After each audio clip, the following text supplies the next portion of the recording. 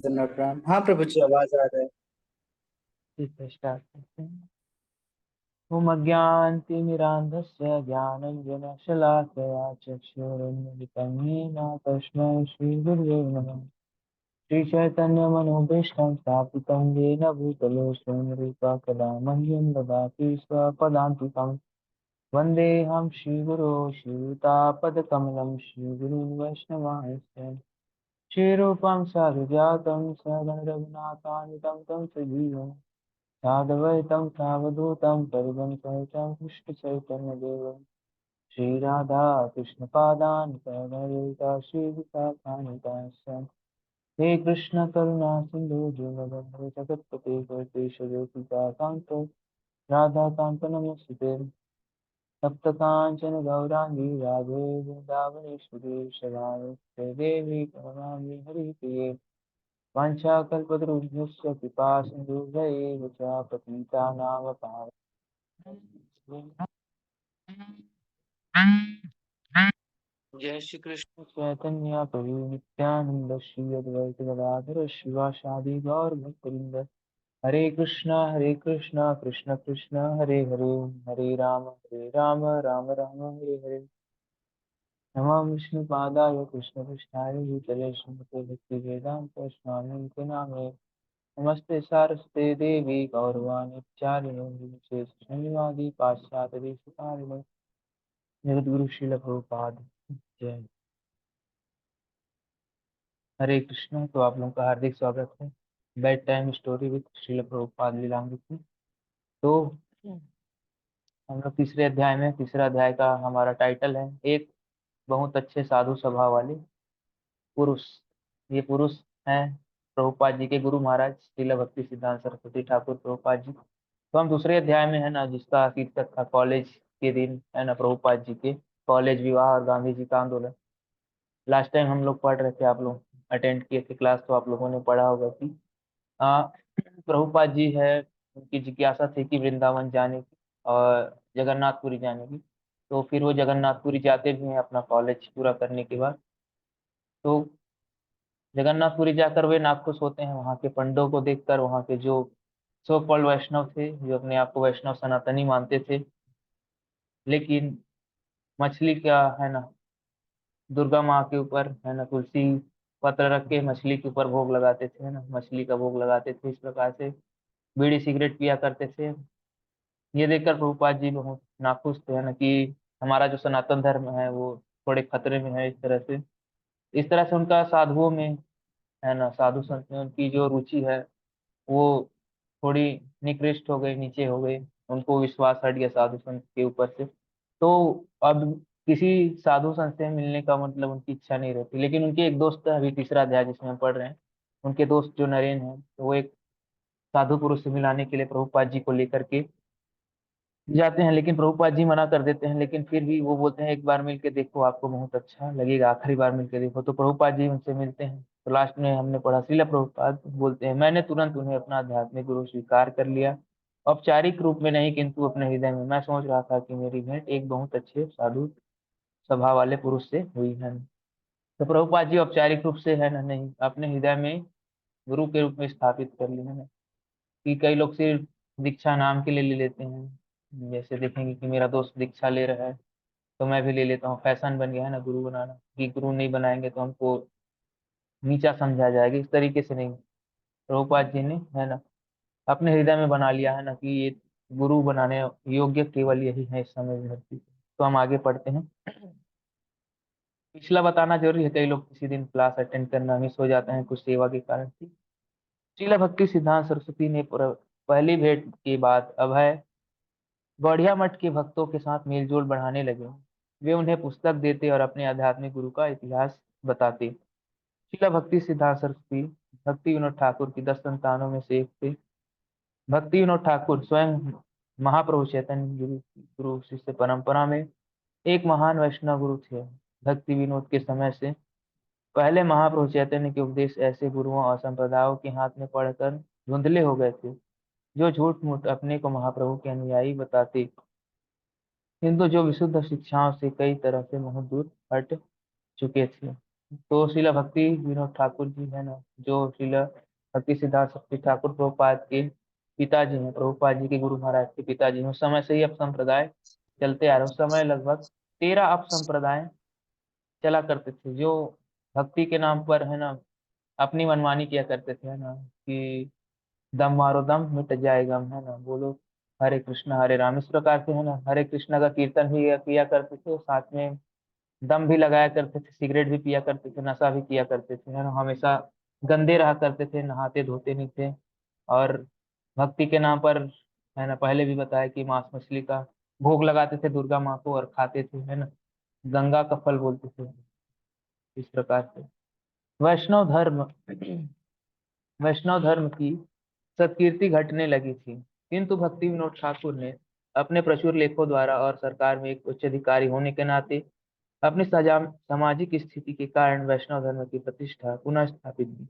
उन्होंने प्रचारित किया कि महाप्रभु चैतन्य की उपदेश आस्तिकता का सर्वोत्तम रूप है और ये किसी संप्रदाय या धर्म या राष्ट्र विशेष के लिए नहीं अपितु अब विश्व की समस्त मानवता के लिए है। उन्हें भविष्यवाणी की कि महाप्रभु चैतन्य की शिक्षाओं का प्रसार विश्व भर में होगा और यही उनकी मनोकामना थी।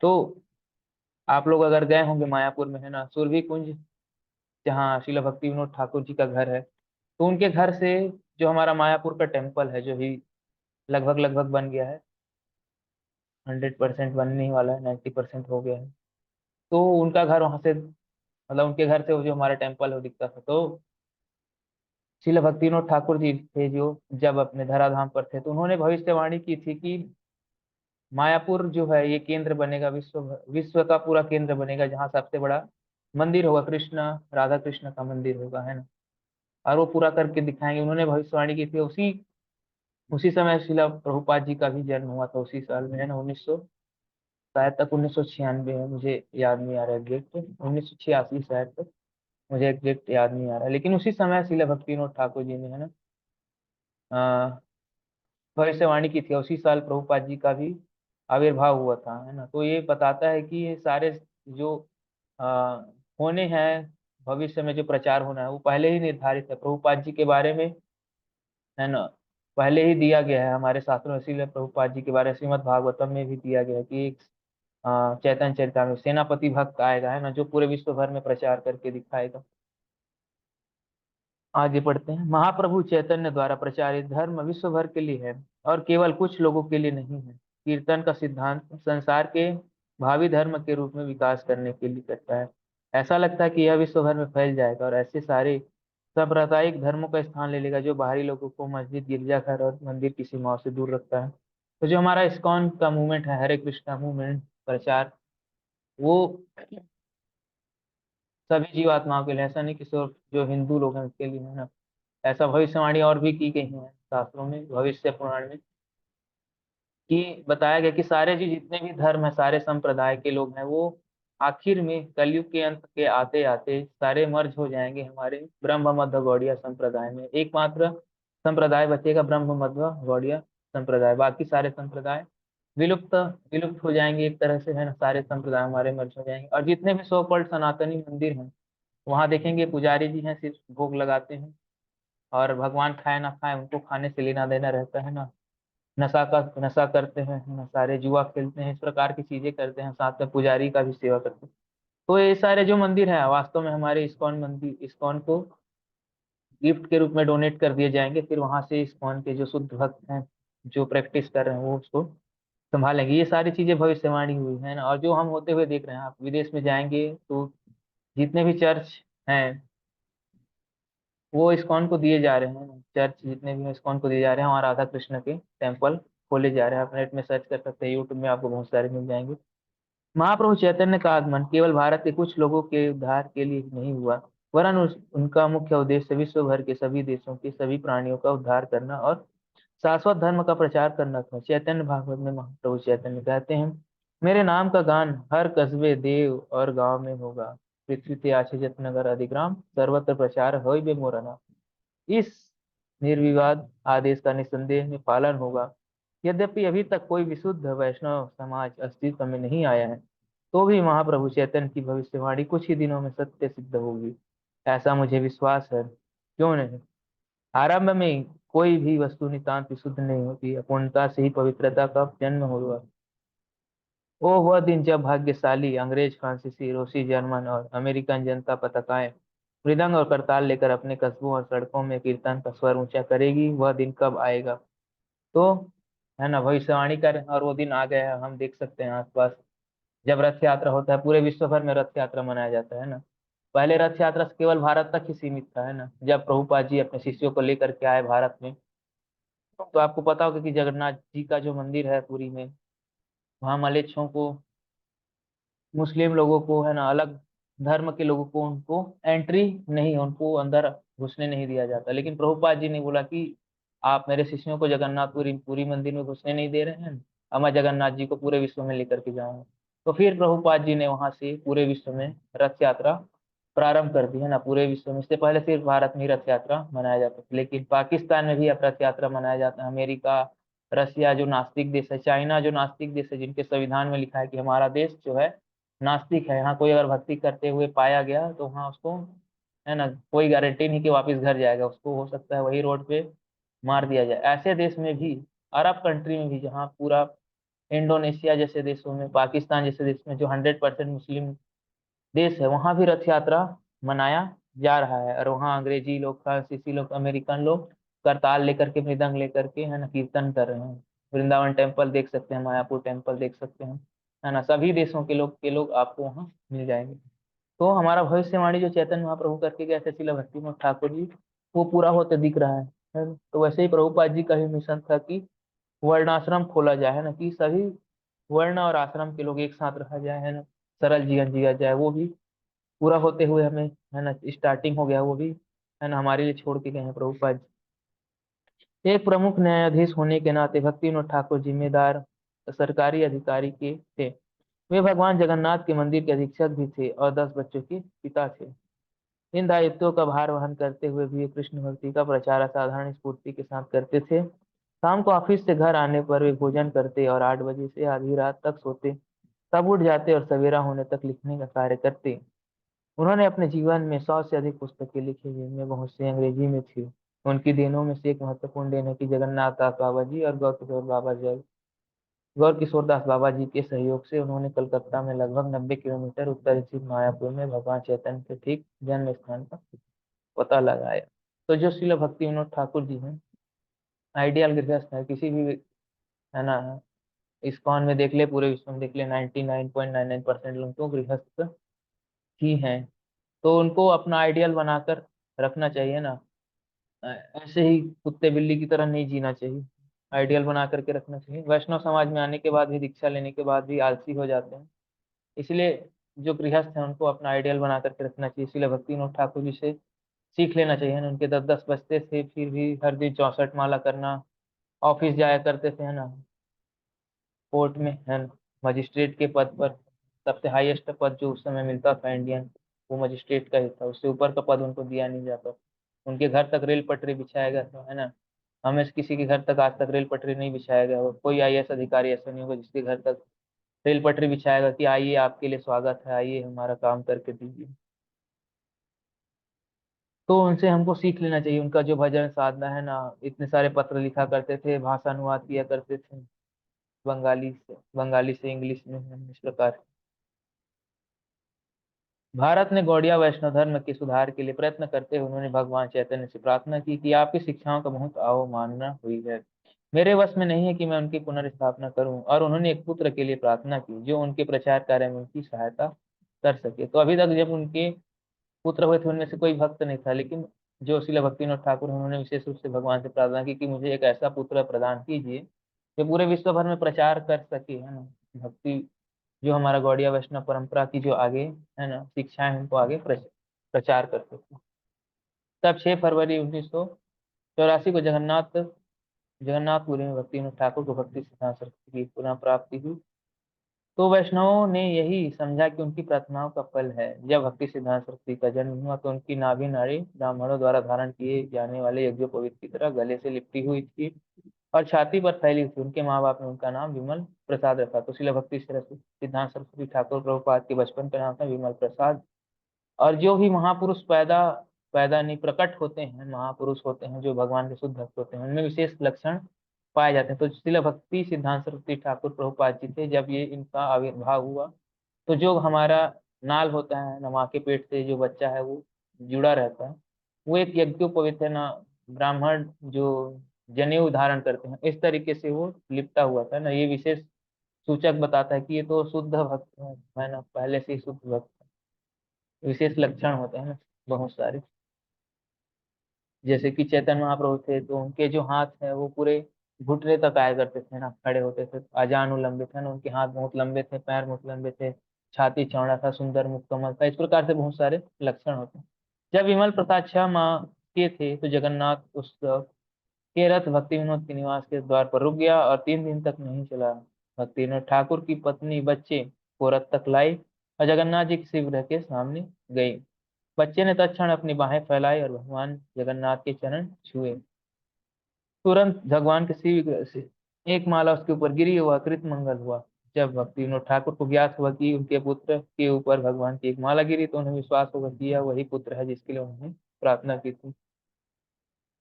तो जो शुद्ध भक्त होते हैं उनके साथ विशेष इस प्रकार की लीलाएं होती है ना, भगवान का रथ उनके घर के सामने रुक गया, 3 दिन तक वहीं रुका रहा है ना, हमारे ऐसा हुआ नहीं आज तक हमारे आसपास। देखेंगे कि ये सारे महापुरुषों के ही लक्षण होते हैं ना, उनका कृपा मिली, जगन्नाथ जी का जो माला था उनको मिला।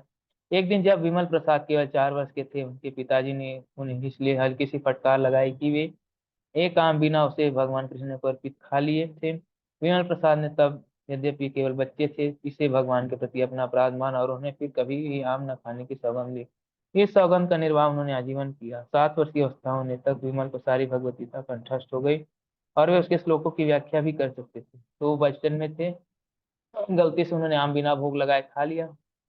उनके पिताजी ने बहुत ज्यादा उनको डांटा कि कैसे तुमने बिना भोग लगाए खा लिया। उन्होंने पूरा व्रत धारण कर लिया कि आप तो आजीवन भर मैं आम खाऊंगा ही नहीं खाऊंगा, है ना, इस प्रकार से। अगर हम इस प्रकार से करें तो हम तो कुछ खा ही नहीं पाएंगे, है ना, क्योंकि भक्ति में आने से पहले हम सारी चीजें खा चुके हैं बिना भोग लगाए, है ना। जो नहीं खाना चाहिए वो भी खा चुके हैं, जो खाना चाहिए वो भी बिना भोग लगाए खा चुके हैं। अगर हम ऐसा, हमारे लिए ऐसा इसलिए अनुकरण नहीं करना है, तो हमको उपदेश दिया जाता है कि आपको ये करना है वो करना है। हो सकता है कोई कॉपी करना चाहे ना हमारे आचार्यों को, तो ऐसा करने पर वो तो भूखा रह जाएगा, मर जाएगा, क्योंकि मैक्सिमम चीज तो खा ही चुका होगा। तो 7 वर्ष की अवस्था तक उनको पूरा भगवत गीता कंठस्थ हो गया था और वो व्यक्ति व्याख्या भी कर सकते थे। तो उनको, हमको उनसे इंस्पिरेशन लेना चाहिए, है ना, कि 7 साल की उम्र में अगर वो भगवत गीता पूरा याद कर सकते हैं, तो अगर हम अभी भक्ति में जुड़े हैं तो अगले 7 सालों में कम से कम हम, है ना, भगवत गीता कुछ कुछ श्लोक याद करने का कोशिश करें, इंस्पिरेशन लें, उनसे प्रेरणा लें, है ना। हो सकता है कोई पूरा भगवत गीता याद कर सकता है। तब उनके पिता वैष्णव पत्रिका सज्जन तोषणी के प्रकाशन के साथ साथ उन्हें मुद्रण और प्रूफ रीडिंग का प्रशिक्षण देने लगे। पिता के साथ उन्होंने बहुत से तीर्थ स्थानों की यात्राएं की, वहां के विद्वान पंडितों के प्रवचन सुने। छात्र के रूप में विमल को पाठ्य पुस्तकों के स्थान पर अपनी लिखी, पिता की लिखी पुस्तकें पढ़ना अधिक पसंद था, है ना। तो उनको पहले से बचपन से शास्त्र में रुचि था ना, जो मटेरियल नॉलेज है, जिनको जिसको बोला जाता है जड़ विद्या, है ना। जड़ विद्या का अर्थ होता है जिसका अल्टीमेट कोई फायदा नहीं होता। जड़ विद्या से आशय है कि केवल, क्या बोले, हाँ, भोजन पूर्ति के लिए हमको वो फायदेमंद देता है ना, कि एक्स प्लस वाई का whole square is equal to x square plus y square plus 2xy लिख के आ जाइए, आपको 10th क्लास में मिलेगा, 100 में 100 मार्क्स, इस प्रकार से आप सॉल्व करके आएंगे तो। लेकिन आगे चल के उसका भक्ति में कुछ फायदा है नहीं, फायदा उसको, उससे आपको जीवन की लक्ष्य की प्राप्ति होगी नहीं होगी, है ना। तो उसको बोला जाता है जड़ विद्या, जो एक टेम्पररी सॉल्यूशन के लिए, टेम्पररी काल के लिए हमको फायदेमंद देता है। लेकिन जो हमारा शास्त्र का नॉलेज है वो जीवन पर्यंत काम आएगा। हम शरीर नहीं है, हम आत्मा है, ये पूरे जीवन पर्यंत आपका काम आएगा, है ना। आप अंतिम समय तक अपने शरीर से आसक्त नहीं होंगे, शरीर को बचाने का कोशिश नहीं करेंगे, आप आत्मा की रक्षा करने की कोशिश करेंगे ना। आत्मा को कैसे पुष्ट करें, हरि कथा सुन करके, है ना, भगवत कथा सुन करके, है ना। 25 वर्ष की अवस्था प्राप्त करने तक वे संस्कृत, गणित और खगोल विज्ञान में निष्णात हो गए और पत्रिकाओं में कई लेखिक पुस्तक, सूर्य सिद्धांत लिखने वाले लेखक तथा प्रकाशक के रूप में उनकी प्रसिद्धि हो गई। तो उन्होंने सूर्य का सिद्धांत भी दिया, जिसके अनुसार हम लोग एकादशी पालन करते हैं ना। कई लोग बोलते हैं कि हम, आप लोग एकादशी को द्वादशी के दिन क्यों पालन करते हो, तो वो सूर्य सिद्धांत के अनुसार ही हम पालन करते हैं। कोई सूर्य सिद्धांत जानना चाहे तो उसके लिए डिटेल से अलग है, बाद में आपको बता सकते। सूर्य सिद्धांत नामक पुस्तक में प्रदर्शित विद्वत्ता के कारण वे सिद्धांत सरस्वती की उपाधि से विभूषित हुए। जब वे 26 वर्ष के हुए तब, तो यहाँ से उनको सिद्धांत सरस्वती जो टाइटल मिला। उनका पहले नाम तो विमल प्रसाद ही था, है ना। यहाँ से उनको सिद्धांत सरस्वती की उपाधि दी गई। जब वे 26 वर्ष के हुए तब उनके पिता प्रसिद्ध वैष्णव संत गौर किशोरदास बाबा जी से उन्हें दीक्षा दिलाई, है ना। तो दीक्षा ऐसे आसानी से नहीं मिला था, इसके पीछे भी बहुत बड़ा स्टोरी है। तो ये तो पूरा डिटेल में नहीं है, आप लोग और भी डिटेल में, है ना, सुन सकते हैं। जब उनका आविर्भाव तिरुभाव दिवस होता है उस दिन पूरा डिटेल में सुनाया जाता है। तो उन्होंने ऐसा नहीं बोला कि मेरा बेटा है मैं ही दीक्षा दूंगा, है ना, कि राजा के बेटा भी राजा ही होगा। उन्होंने दीक्षा दिलाई गौर किशोर दास बाबा जी महाराज जी से, है ना, जो हर दिन 128 माला जप किया करते थे, उच्च कोटि के वैष्णव थे, उनसे दीक्षा दिलाई। बाबा जी ने उन्हें अन्य कार्यों को छोड़कर परम सत्य के प्रचार की सलाह दी। गौर किशोर दास बाबा जी का आशीर्वाद प्राप्त कर विमल प्रसाद ने, जिनका नाम अब सिद्धांत सरस्वती हो गया था, अपने शरीर मन और वाणी को भगवान कृष्ण की सेवा में अर्पित करने का निश्चय लिया। सन 1905 में सिद्धांत सरस्वती ने व्रत लिया कि वे हरे कृष्ण मंत्रोच्चार का 1 खरब वार करेंगे। मायापुर में भगवान चैतन्य के जन्म स्थल के निकट एक पर्ण कुटी में रहते हुए वे हरे कृष्ण मंत्र का जब दिन रात करते रहे। वे एक मिट्टी के पात्र में दिन में 1 बार भात बनाते और अन्य कुछ न खाते। वे जमीन पर सोते और जब फूस की छत से वर्षा का जल नीचे टपकता तब भी एक छाते के नीचे बैठकर मंत्रोच्चार में लीन रहते। तो देखिए, ये होता है भजन साधना, है ना, कि व्रत लिए जब तक मैं 1 खरब बार हरे कृष्ण महामंत्र जप नहीं करूंगा तब तक मैं प्रचार नहीं करूंगा, है ना। इसलिए चैतन्य महाप्रभु भी बोलते थे कि जन्म सार्थक करी कर परोपकार, है ना। हमारा जन्म ही सार्थक नहीं हो रहा है, हम परोपकार करना चाहते हैं। हर व्यक्ति, है ना, भारत में तो सभी को बीमारी है कि 2 लोग आपस में बात कर रहे हैं, वहां पर बीच में जाके घुस जाए, प्रभु जी आपको ऐसा नहीं करना चाहिए, प्रभु जी आपको ऐसे करना चाहिए, ऐसे नहीं करना चाहिए, आपको ऐसे करना चाहिए, आपको पता नहीं है आपसे अपराध हो जाएगा, है ना, मेरा बात मान लीजिए। जबकि उनको खुद को पता नहीं है, अपने जीवन में कुछ उतार नहीं रहे। तो चैतन्य महाप्रभु बोला करते थे कि पहले आचार करिए फिर प्रचार करिएगा, इस प्रकार से, है ना। तो उनकी आचार पहले अपना सुधारने कि मैं पहले जब तक भजन साधना मेरे अंदर नहीं होगा मैं कहाँ से प्रचार करूंगा, है ना। तो पहले खुद भजन कर रहे हैं। 1911 में ईस्वी में जब उनके वृद्ध पिता बीमार पड़े तो सिद्धांत सरस्वती ने मिथ्या वैष्णव की इस चुनौती को स्वीकार किया कि कृष्ण भावनामृत के प्रचार के लिए उनकी जाति में जन्म लेना पहली अनिवार्यता है। जाति भावना के प्रति सचेत ब्राह्मण इस बात से बहुत कुपित थे कि भक्तिविनोद ठाकुर ने शास्त्रों से अनेक प्रमाण प्रस्तुत किए थे कि जन्म भेद का विचार के बिना भी कोई ब्राह्मण वैष्णव हो सकता है ना। तो ये इस समय जो है स्मार्त ब्राह्मणों का दबदबा रहा करता था कि जो जन्मजात ब्राह्मण है वही ब्राह्मण होगा, है ना, बाकी सब ब्राह्मण नहीं हो सकते। लेकिन भगवान क्या बोलते हैं, चतुर्विधा भजन्ते माम, है ना, कि चातुर्वर्ण मना सिस्टम गुण कर्म विभागस्ता, है ना, कि जो जिसके गुण और कर्म जिसके अनुसार है वो ऐसा, है ना, वर्ण आश्रम में रहेगा। अगर जिसके ब्राह्मण वाले गुण हैं, पढ़ने पठन पाठन यजन याजन दान प्रतिग्रह, है ना, पढ़ने पढ़ाने में, दान करने में, है ना, यज्ञ करने में कराने में, तो वो ब्राह्मण होगा इस प्रकार से। इन स्मार्त व ब्राह्मण वैष्णवों की हितता सिद्ध करने के उद्देश्यों की एक वाद विवाद का आयोजन किया। बीमार पिता की ओर से भक्ति सिद्धांत सरस्वती ने ब्राह्मण और वैष्णव के मध्य निर्णायक अंतर शीर्षक से एक लेख लिखा और उसे अपने पिता के सम्मुख प्रस्तुत किया। अस्वस्थ होते हुए भी भक्ति विनोद ठाकुर आलायित हो गए। लेख से तर्कों स्मारकों को चुनौती भली भांति ध्वस्त हो जाएगी। भक्ति सिद्धांत सरस्वती जब मिदनापुर गए, जहाँ देश भर के पंडित 3 दिवसीय वाद विवाद के लिए इकट्ठा हुए थे, कुछ स्मार्ट पंडितों का, जो बोलने वाले में पहले थे, दावा था कि शूद्र परिवार में जन्म लेने वाला व्यक्ति चाहे उसकी दीक्षा आध्यात्मिक गुरु से ही क्यों न हुई हो, कभी पवित्र नहीं बन सकता और शिव विग्रह की पूजा करने या शिष्यों को दीक्षा देने का ब्राह्मण का कार्य नहीं कर सकता। यानी तो पहले यही होता था, जो ब्राह्मण होगा वही डिटी वर्शिप करेगा। तो ऐसा देखेंगे, है ना, ऐसा विधि अगर चलते रहता है तो हम लोग में से इस्कॉन में जो 99% लोग जो हैं अभी, वो लोग तो कुछ कर ही नहीं पाते। लेकिन ये प्रभुपाद जी की विशेष कृपा है ना, हमारे आचार्य की विशेष कृपा है, जिनके कारण आप हम डीटी वर्शिप कर पा रहे हैं। ऐसा व्यक्ति जो गाय का मांस खाता था एक समय, वो सन्यासी बन गया, हजारों करोड़ों लोगों को, है ना, प्रचार कर रहा है, हजारों लोगों को दीक्षा दे रहा है ना, व्यास आसन पर बैठा है ना, ये सारे हमारे आचार्यों की कृपा है। इस पर स्मार्ट विद्वान बहुत प्रसन्न है। लेकिन जब वे ब्राह्मण बनने के लिए वास्तविक क्षमताओं तथा वैष्णव के गुण दोनों के संबंध के बारे में बताने लगे और इस बात का विवेचन करने लगे कि वैदिक साहित्य के अनुसार आध्यात्मिक गुरु बनने और शिष्यों को दीक्षा देने के लिए योग्य कौन है? तब वैष्णव विरोधियों की प्रसन्नता लुप्त हो गई।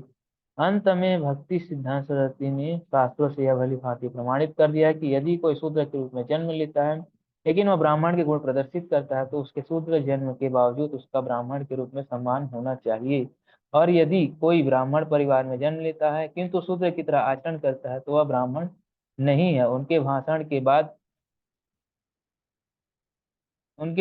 सिद्धांत सरस्वती को सभा के अध्यक्ष अध्यक्ष ने बधाई दी। उनकी चारों हजार लोग इकट्ठा हो गए। यह वैष्णव धर्म की विजय थी, है ना। तो हमारे आचार्यों का विशेष कृपा है तब जाके हम सरवाइव कर पा रहे हैं, नहीं तो हमें मैक्सिमम लोग तो शूद्र की तरह जी रहे हैं, है ना। शूद्र की तरह ही हमको ट्रीट किया जाता है ना अभी भी, है ना। मंदिर में अगर घुसने भी नहीं दिया जाता, या तो मंदिर में घुसने दिया जाता तो एक किनारे में बैठे रहो, है ना, और कुछ करना ही नहीं है आपको। फूल तोड़ने की सेवा, किचन में कुकिंग करने की सेवा, है ना, यहाँ तक कि बर्तन धोने की भी सेवा, है ना, नहीं दिया जाता था। बहुत मुश्किल से मिलता था। 1914 में पिता का और 1915 ईस्वी में आध्यात्मिक गुरु का निधन होने के बाद सिद्धांत सरस्वती ने भगवान चैतन्य का मिशन जारी रखा। उनके पिताजी और गुरु का अप्रकट हो गए। वो सज्जन तोषणी के संपादन का भार उन्होंने अपने ऊपर ले लिया और कृष्णनगर में भगवत प्रेस की स्थापना की। तदंतर 1918 में मायापुर में गौर किशोर दास बाबा जी के चित्र के सामने बैठकर उन्होंने अपने को संन्यास आश्रम में दीक्षित किया। उस समय उन्होंने भक्ति सिद्धांत सरस्वती गोस्वामी महाराज नाम से सन्यासी उपाधि धारण की, है ना। तो इन्होंने इनको कोई किसी ने अलग से संन्यास दीक्षा नहीं दिया था, है ना। इनके जो गुरु थे श्रील गौर किशोर बाबा जी महाराज, उनके फोटो फ्रेम के सामने इन्होंने अपने से ही संन्यास ग्रहण किया, क्योंकि उनको पता था कि अभी कोई देने लायक ही नहीं है। उस समय सारे स्मार्ट ब्राह्मण थे और सहजिया लोग थे, अप संप्रदाय वाले लोग थे, तो कोई देने लायक ही नहीं था। तो फिर से वही बात आती है कि हमको उनको अनुकरण नहीं करना है, वो जो हमको आदेश दे रहे हैं वो फॉलो करना है। कि गुरु प्रैक्टिकली जो है ना लिविंग गुरु होना चाहिए, जिसके माध्यम से हम दीक्षा लेंगे ना, कि प्रभु जो ऋत्विकवाद चल रहा है कि प्रभुपाद जी का फोटो सामने रखेंगे उससे दीक्षा दिलाएंगे, उन्होंने काटा, है ना। भक्ति सिद्धांत सरस्वती ने व्रत लिया कि वे अपने प्रिंटिंग प्रेस का प्रयोग सर्वोत्तम साधन के तौर पर कृष्ण भावनामृत के प्रसार के लिए करेंगे। वह प्रिंटिंग प्रेस को एक बृहद मृदंग समझते थे। यद्यपि मृदंग का प्रयोग वहां प्रभु चैतन्य के काल में भी कीर्तन के साथ होने की परंपरा थी, और यद्यपि स्वयं भक्ति सिद्धांत सरस्वती भी कीर्तनियों का नेतृत्व किया करते थे और मृदंग बजाते और गाते उनके दलों को सड़कों पर भेजते थे, लेकिन ऐसे कीर्तन मकानों के एक दो ब्लॉकों तक ही सुनाई देते। परंतु प्रिंटिंग प्रेस के बृहद मृदंग के माध्यम से महाप्रभु चैतन्य का संदेश विश्व भर में प्रसाद किया गया, है ना। एक कीर्तन होता है जो करते हैं हरे कृष्णा कृष्णा कृष्णा हरे हरे, हरे राम राम राम हरे हरे, हरे कृष्णा कीर्तन करते हैं। लेकिन हमारे जो आचार्य हैं श्रील भक्ति सिद्धांत ठाकुर प्रभुपाद जी, उन्होंने बृहद मृदंग की बात की कि बुक, है ना, बुक छापा जाए, है ना। कि अगर हम 5 मिनट का किसी को लेक्चर देते हैं तो उससे उतना फायदा नहीं हुआ, लेकिन अगर वो किताब खरीद ले तो जिंदगी भर उसके साथ रहेगा ना, हमेशा के लिए वो बृहद मृदंग के रूप कार्य करेगा। अधिकतर साहित्य जिसका पाठ अभय ने प्रारंभ किया, भक्ति सिद्धांत सरस्वती द्वारा 1915 ईस्वी में स्थापित किए गए भगवत प्रेस में छपा था। भगवत प्रेस से चैतन्य चैतामृत छपा, जिस पर भक्ति सिद्धांत सरस्वती की टीका थी। भगवत प्रेस ने श्रील विश्वनाथ चक्रवर्ती की टीका सहित भगवत गीता छापी और एक के बाद एक भक्ति विनोद ठाकुर की पुस्तकें प्रकाशित की। ये पुस्तकें भगवान चैतन्य महाप्रभु की, जो लगभग 5 शताब्दी पूर्व हुए थे, आध्यात्मिक बपौती स्वरूप थी। अभय बचपन से भगवान चैतन्य के भक्त थे और वे बहुविख्यात चैतन्य चरितमृत और चैतन्य भागवत धर्म ग्रंथों के द्वारा भगवान चैतन्य के जीवन से परिचित थे। वे भगवान चैतन्य को केवल एक ऐसे अत्यंत भाव प्रवण विशुद्ध रूप भक्त के रूप में नहीं जानते थे जिसने पवित्र नाम के मंत्रोच्चार को भारत भर में फैलाया, वरन वे उन्हें श्री कृष्ण के सीधे अवतार के रूप में भी जानते थे, ऐसे अवतार रूप में जिसमें राधा तथा कृष्ण दोनों का मिल था। लेकिन अब प्रथम बार अभय को ऐसे साहित्य की निधि में संसर्ग आने का अवसर मिला जिसका संग्रह महाप्रभु के निकट सहवासियों और अनुयायियों ने किया था। तो ज्यादातर लोग है ना भारत में अभी भी आप जाएंगे ना, उनको अगर चैतन्य महाप्रभु के बारे में बताएंगे तो वो बोलेंगे कि हाँ एक महान संत हुए थे, है ना, जो हरे कृष्णा हरे रामा का कीर्तन किया करते थे अपनी मंडली के साथ, है ना। लेकिन जो हमारे प्रभुपाद जी है ना, वो जानते थे कि जो चैतन्य महाप्रभु हैं वो तो उनके पार्षद ही हैं, श्रील प्रभुपाद जी हैं। तो वो जानते थे बचपन से कि जो चैतन्य महाप्रभु हैं वो स्वयं, है ना, श्री कृष्ण चैतन्य राधा कृष्ण नहीं, है ना, भगवान की युगल जोड़ी की विस्तार है ना, स्वयं राधा कृष्ण की, है ना, प्रकट हुए हैं हरे कृष्ण महामंत्र कीर्तन का प्रचार करने के लिए। ठीक है, आप लोगों का धन्यवाद, समय हो रहे हैं। श्री श्री जगन्नाथ बलदेव सुभद्रा महारानी प्रभु दर्शन की जय। श्री श्री गौरनिताय जय भगवान की जय। जगत गुरु श्रीला जय प्रभुपाद की जय। की जय। हरे कृष्ण। हरे कृष्णा प्रभु जी। तो आज के जो सेशन था उसमें जाना कि है ना बहुत सारे जो आप संप्रदाय हैं उनको काटते गए, जिसके कारण हम सरवाइव कर पा रहे हैं। और जो जितने भी स्मार्ट ब्राह्मण थे, जो यही समझते थे कि जो जन्म से ब्राह्मण है वही जो है डीटी वर्शिप करेगा, भगवान की विग्रह सेवा करेगा, वही कथा करेगा, वही प्रचार करेगा ना। लेकिन अगर ऐसा रहता तो आज इस्कॉन मूवमेंट नहीं होता है ना। हमारे आचार्यों की विशेष कृपा है जिसके कारण हम लोग इस्कॉन में भक्ति से जुड़ पाए। नहीं तो मैक्सिमम लोग है ना गलत कार्यों में लगे होते हैं ना। कोई मांस भक्षण कर रहा होता, कोई नशा कर रहा होता, कोई जुआ खेल होता, कोई है ना पर पुरुष पर स्त्री संग कर रहा होता, इसी सारे चीजों में फंसे रहते हैं। लेकिन हमारे जो आचार्यों की विशेष कृपा है ना, इसलिए उनके प्रति हर दिन कृतज्ञता व्यक्त करनी चाहिए। जब के पूर्व है ना, जब ऐसा नहीं कि 5:15 बजा तो जब माला झोली में हाथ डाले और 7:15 बजा निकाल लिए, इस प्रकार से नहीं करना चाहिए। माला जप करने से पहले आचार्यों से विशेष प्रार्थना करनी चाहिए है ना कि हे प्रभुपाद जी, आपकी विशेष है तो की कृपा है, आपकी कृपा है तभी जाकर के मैं नाम ले पा रहा हूँ। नहीं तो मुझे मेरे अंदर कोई ऐसी है ना विशेष सामर्थ्य तो है नहीं कि मैं अपने दम पे नाम ले लूँ, है ना।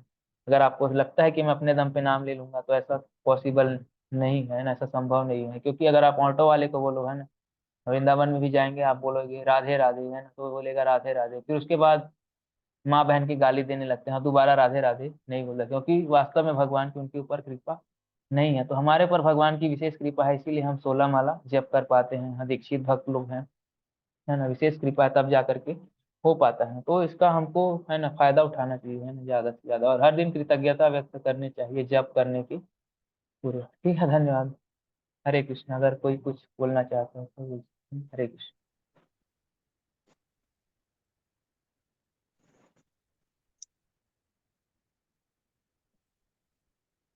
ठीक है, धन्यवाद। हरे कृष्ण। जगत गुरु श्रील हरे प्रभुपाद कृष्णा। की जय। धन्यवाद प्रभु जी। जगत गुरु निताय श्री निताय गौर। प्रभुपाद की जय। जय। हरि हरि हरे बोल। बोल।